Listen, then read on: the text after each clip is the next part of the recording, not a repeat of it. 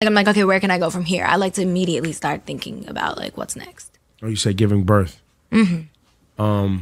Marriage on the horizon? How soon?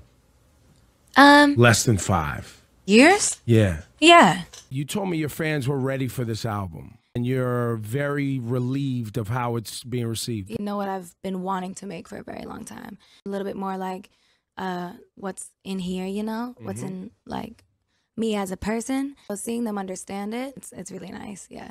It's just in this dreamier, more mature placement with like a bunch of harmonies. Well, I think because they know who I am deep down, and I think they've heard like my Christmas EP that I made a few years ago, and like they know what I've been craving to do. They know what I've been wanting to make for a very long time. I played the game, you know what I mean? I've made the pop bangers for a while, and like I've done that, and I wanted to do something different, something that felt a little bit more like home, a little bit more like what's in here, you know? What's in like me as a person. And this really feels like that. Like it's just about like just being there for each other and like helping each other through scary times and like anxiety and, you know, some dark shit out there, man. It is. So we just have to like be there for each other as much as we can, because you never fucking know, you know. So I just wanted to do something to make people feel good. Okay, so that is from a song from like the 50s or like the 60s. And it's just like a random part that was like in my head when I thought the album was done.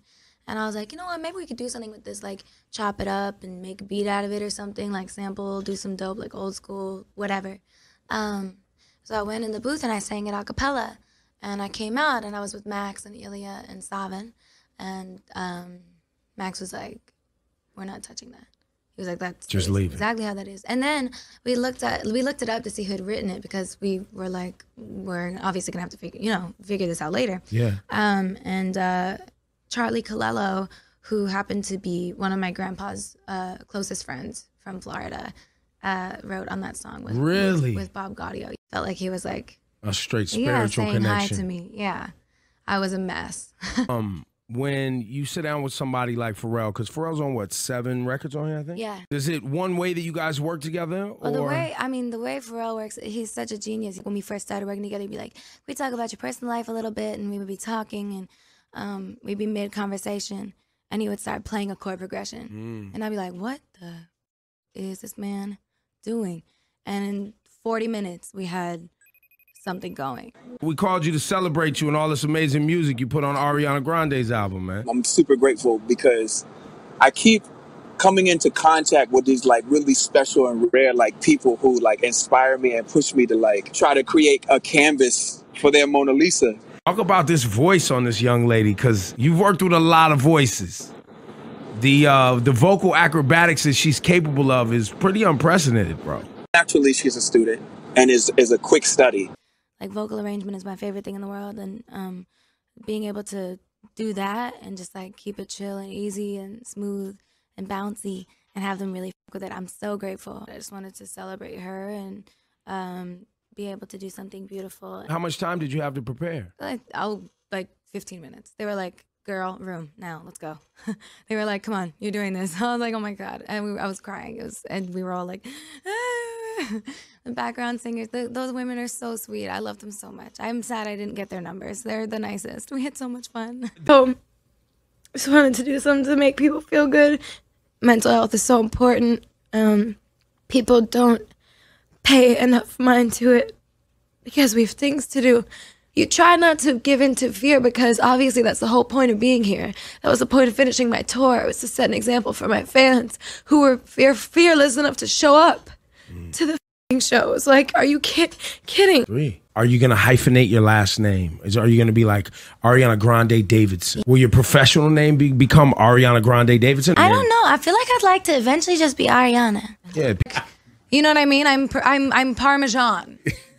Is that a joke, that name? That name is a joke. Grande Butera. What is that?